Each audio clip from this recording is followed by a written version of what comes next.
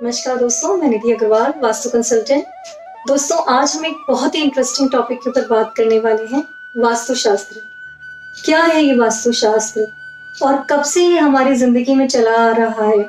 क्या ये 200-400 साल पुरानी कला है? नहीं, वास्तुशास्त्र 10,000 साल से भी पहले से मौजूद है। इसका ज्ञान हमारे ऋषि मुनियों को अथर्ववेद, जो कि हमारे 4 वेदों में से एक है, उससे हुआ। और सबसे पहले इसका जो प्रयोग होना शुरू हुआ, 18 ऐसे प्रमुख वास्तुशास्त्री हुए, जिनमें से 2 जिनका वर्णन आपने भी सुना होगा जब आपने महाभारत या श्री कृष्णा सीरियल देखा होगा। उसमें विश्वकर्मा और मायासुर, ये 2 प्रमुख शिल्पकार हैं। विश्वकर्मा जो कि देवताओं के, भगवान के महल, उनके जो भवन हैं वो बनाने के लिए बहुत प्रसिद्ध हैं। और मायासुर जो कि असुरों के लिए सब तरीके की नगरी डिजाइन करते हैं, वो उनके आर्किटेक्ट हैं। जैसे कि मैंने आपको बोला, महाभारत और श्री कृष्णा सीरियल जब आपने देखा होगा, तब आपने देखा होगा कि कैसे रातों रात श्री कृष्ण जी के एक आदेश पे विश्वकर्मा जी ने पूरी की पूरी द्वारका नगरी बसा दी थी। और कितनी सुंदर, मतलब कहते हैं कि उसकी तारीफ सुनते बनती है। श्री कृष्ण के ही कहने पे विश्वकर्मा जी ने सुदामा, जो कि श्री कृष्ण जी के प्रिय मित्र थे, उनके लिए रातों रात उनकी कुटिया की जगह एक पूरा महल तैयार कर दिया था।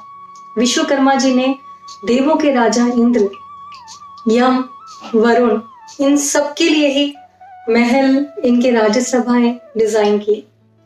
मायासुर, जिन्होंने श्री कृष्ण के ही कहने पे पांडवों के लिए खांडवप्रस्थ वो जगह जो कि कौरवों ने बहुत ही मुश्किल से पांडवों को ये सोच के दी थी कि उस जमीन पे एक पत्ता भी नहीं खिल सकता, क्योंकि वो एक बंजर जमीन थी। यमुना के पास उस इंद्रप्रस्थ नगरी में ऐसी ऐसी अनोखी चीजें थी जिसे लोग देखते रह गए।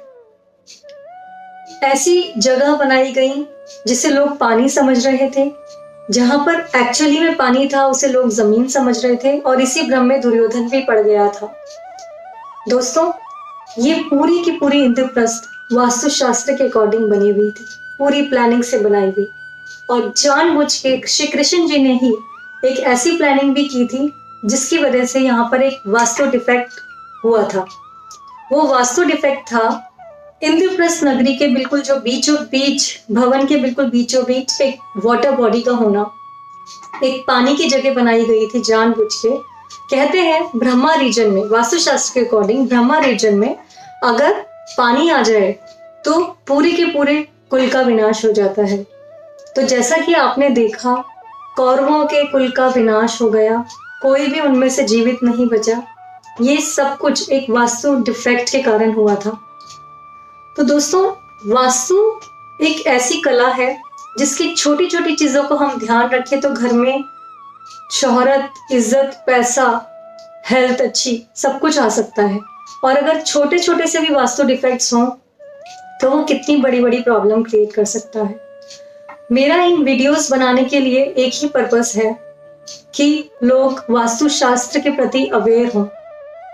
ये शास्त्र जिसे हमारे ऋषि मुनियों ने बहुत ही स्टडी करने के बाद हमें गिफ्ट दिया है, हमें इस शास्त्र को समझना चाहिए, इसकी पावर को समझना चाहिए।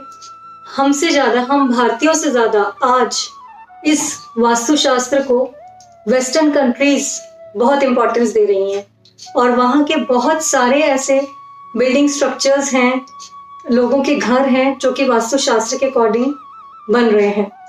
मुझे भी बहुत सारे फॉरेन क्लाइंट्स कांटेक्ट करते हैं कि आप जैसा बताएंगे हम उसी तरीके से अपना घर डिज़ाइन करेंगे, अपनी बिल्डिंग डिज़ाइन करेंगे।